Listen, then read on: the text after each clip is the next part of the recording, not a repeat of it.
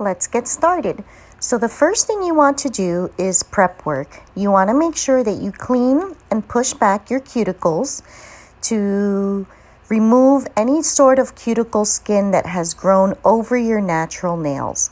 Now remember, this video is sped up, so it looks like I'm doing this a little rougher than I am in real life, but you don't want to hurt your natural cuticle line.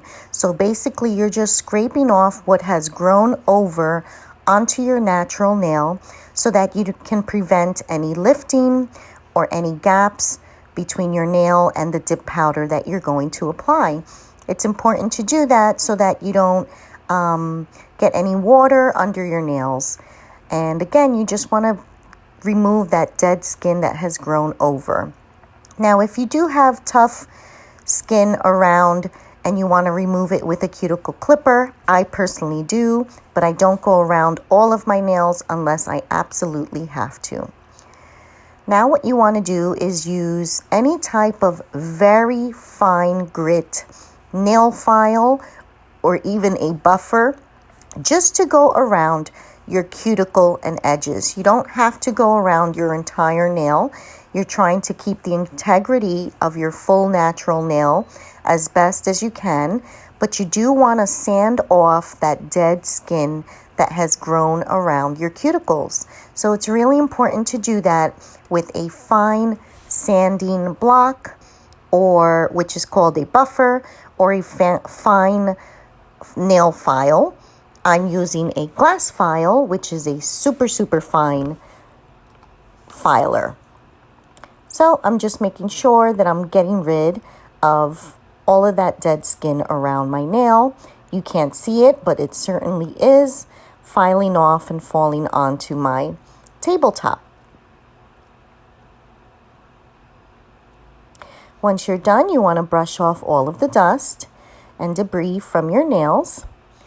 And you want to go ahead and get a lint-free piece of paper, towel, or anything else that's lint-free and rub some alcohol over your natural nails to get rid of any natural oils that may have been on the surface. I also like to use double protection, so I get a nail dehydrator and generously put it over my nails. It's a very fine liquid, so it will dry quickly.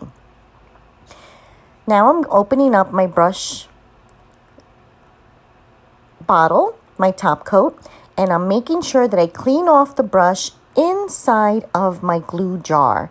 This is so important, and I want to share this tip with you because what some people tend to do is brush the glue brush on the top or on the side edges like I just demonstrated.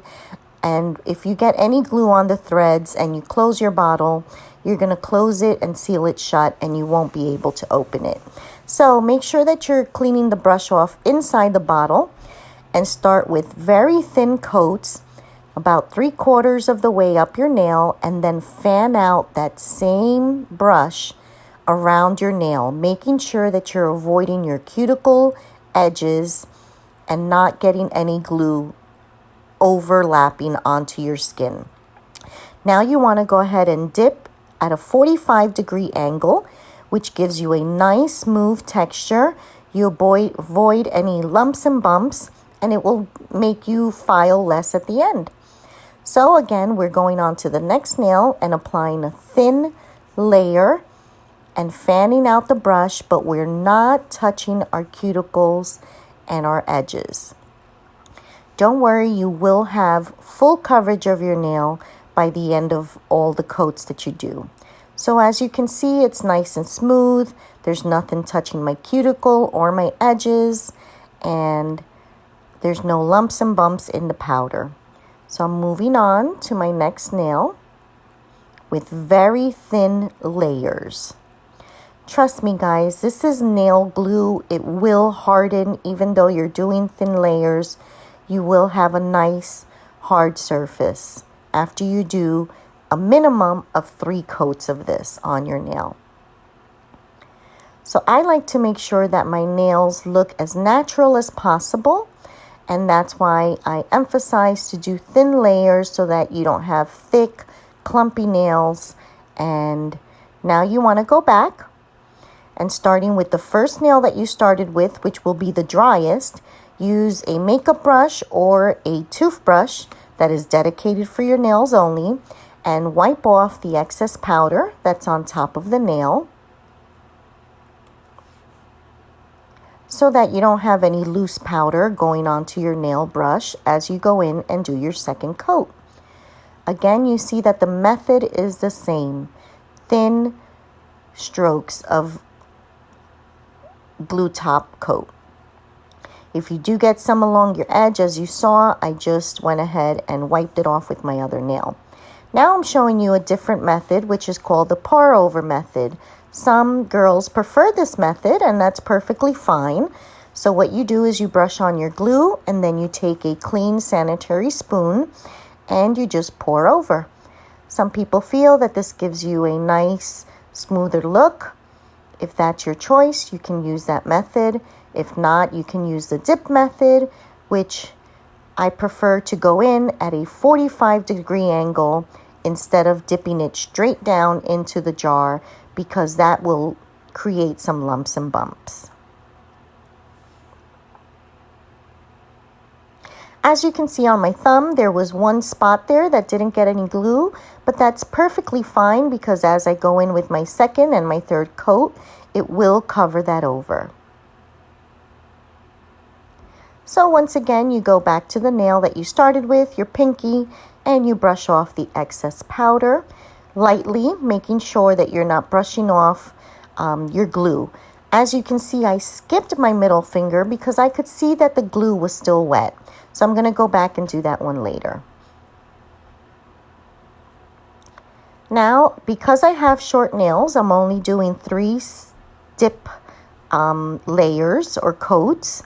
But if I did have longer nails, I would do 4, maybe even 5. I don't think I've ever done 5. I have done 4 coats on longer nails because I like them to look as natural as possible.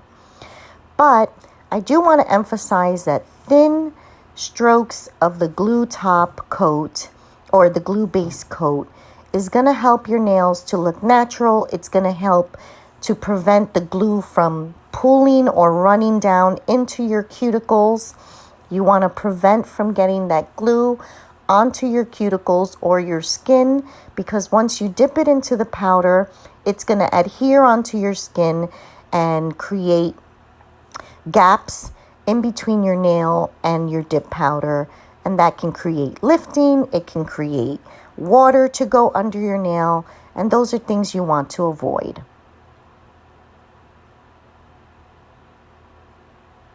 As you can see, I'm showing you how natural and thin the coats looked, but it's still going to be nice and hard. So I make sure that I close my jar so that I don't knock it over. I brush off the excess powder. And now I'm going to go in with activator. My first layer of activator is applied very generously. I make sure that I cap off the edges so that it is hardening my entire nail as well as the edges of my nail so that there is no lifting or separating at the very tip of the nail. This is a thin liquid that seeps in to seal the glue and the powder so it will dry and you don't have to worry about it applying on your skin. You want to just make sure that you get this generously over the entire nail to harden. Now, as you can see, I'm tapping on them to make sure that they're nice and hard. And now I go in with a nail file, a coarse nail file, and I'm going to shape and buff my nails. If you don't do this step and you move on to your top coat, you're going to see that you're going to be left with lumps and bumps, and nobody wants to do that on their manicure. So don't be afraid to go over the top of your nail like I am right now to make sure that you buff away or file away those bumps that may have happened. And you're going to also shape around your nail, around your cuticle, until you're happy and content with the way your nail looks. I even go around my rounded cuticle line if I feel like I have to. I usually have a thinner nail file that I use for this part, but for the purpose of showing you the video, I just wanted to show you that you can use a nail file to go around your cuticle and make sure that you don't scuff up your cuticle skin.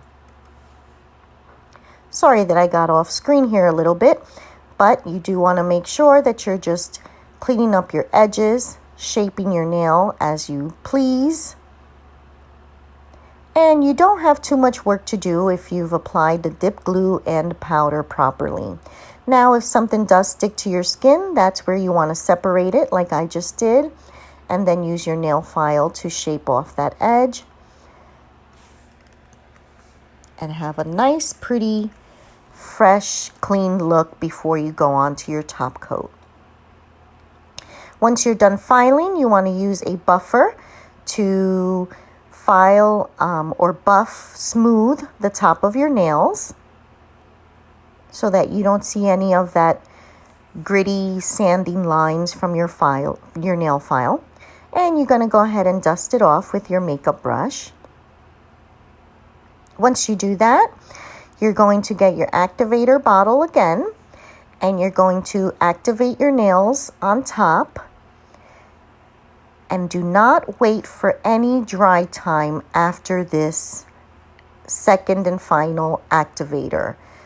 What you want to do is have the activator be fresh but not wet at the surface. So once I close my bottle, I just grab a lint-free paper. In this case, I cut up some coffee filters, which work best for being lint-free. And all I'm doing is cleaning off what is wet at the surface. But I'm not going to allow that activator to fully dry before I go in with my first thin top coat layer. So you're going to open your top coat and you're going to do 2 thin swipes of top coat on your nail, and make sure that you clean off your brush before dipping back into the bottle, because you don't want any of the activator to go into that glue bottle. With your thumb, you might do 3 coats.